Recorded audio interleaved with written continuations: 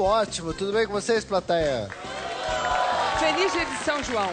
É, hoje é dia de São João. Ah, vocês já repararam que as comidas tradicionais da festa de São João, elas são assim, tipo, estranhas ou diferentes? Vai, cocada, paçoca, rapadura, pé de moleque, pamonha. Nossa, isso dá um pouco de azia, né?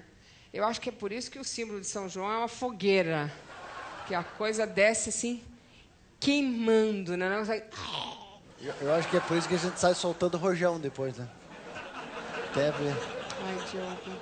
O meu convidado de hoje é ex-governador de Pernambuco, Eduardo Campos. Olha só, vou pegar no pé dele. Roda aí o programa de hoje.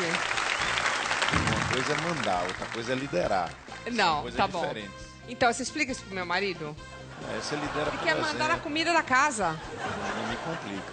Você e a sua esposa se conhecem desde a faculdade, é isso? Não, um dia antes. Como você olhou e falou, você me deixa ela crescer que eu vou... Eu acho que eu não deixei nem ela crescer, viu?